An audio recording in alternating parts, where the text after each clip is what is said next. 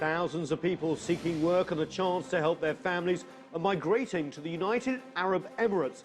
But human rights groups say the UAE and other Gulf nations must do more to protect these workers from abuse and exploitation. Hello, I'm Nathan King, sitting in for Anna Naidu in Washington, D.C., and this is The Heat.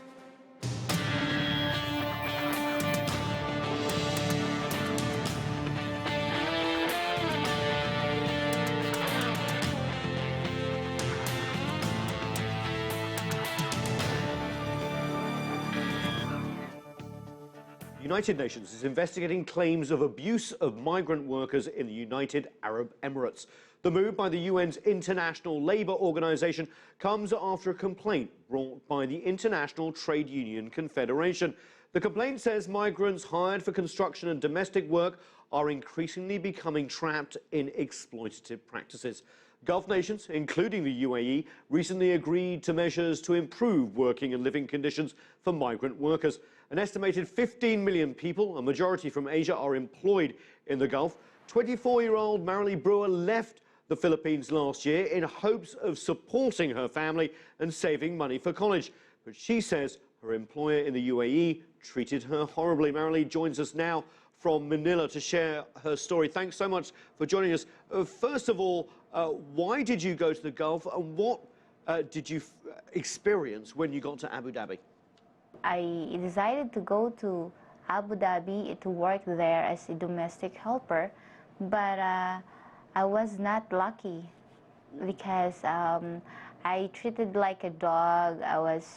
The children are beating me and spitting me, and then no food at all. Just my madam just give me once a day meal, and then no time to rest. You know, I just sleep for 2 hours, sometimes 1 hour, and then working the whole 22, 23 hours, and doing all the household chores there, and then take care of the children, and then I get sick.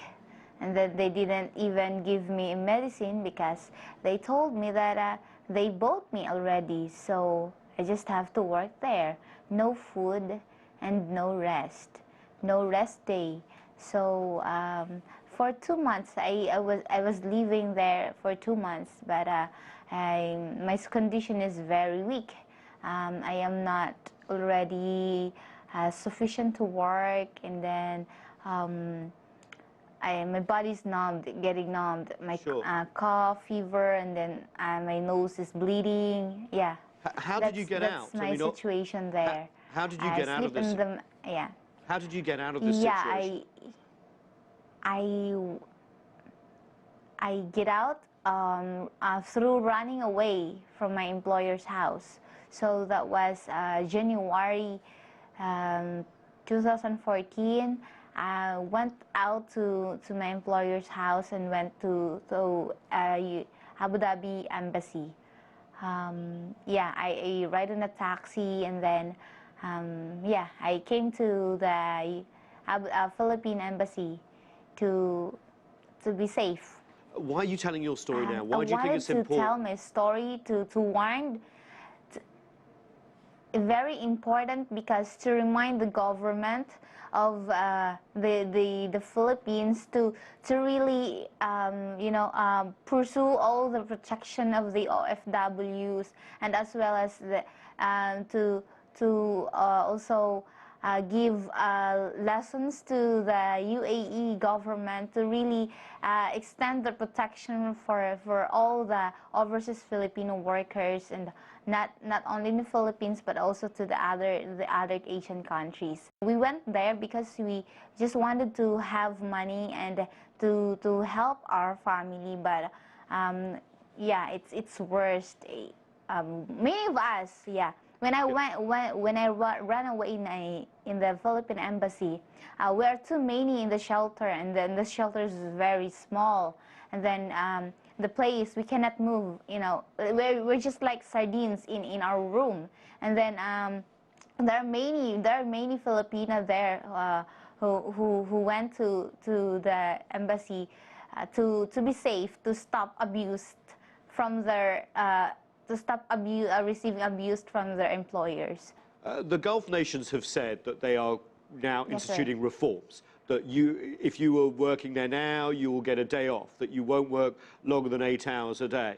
That there'll be medical treatment. Would you have stayed if those reforms had been put in place? Yeah, if those are implemented well, maybe yeah, I can stay there longer. Maybe I can finish my contract there. But then my salary is still they didn't even implement it well.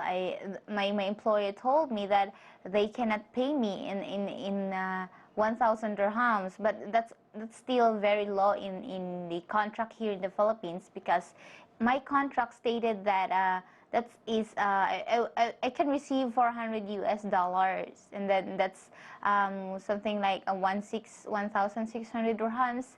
But then my employer told me that the contract there in the Abu Dhabi is different here in the Philippines. So they cannot give me 1,000. They can only give me 800 dirhams. That's too low. And then the thing is, no food. If they give me food, they give me proper rest and proper bed and all. Yeah, it can. Filipino can strive, you know, hardships there just for their family and for their own dreams. Yeah. Like me. Marelie, one last question. Who do you blame for your situation? Do you blame the company that hired you in the Philippines under false pretenses? Or do you blame the family that you say mistreated you so? First, I blame the agency, because they told me that I can have proper salary. I can get my 3 times meal. I can have my free rest time. You know, they persuade me with that in what this contract stated, and then I was just hoping, and then yeah, I'm just hoping that okay, I'll take that. I'll take it, because our family needed money, you know, because it was Sri Lanka time. So that's the reason why I went to Abu Dhabi. Marelie Brua, thank you so much for sharing your story with us today. Really appreciate it. Next up, we'll discuss protections in place for migrant workers in the Gulf and what one human rights organisation says needs to be done. Stay with us on The Heat.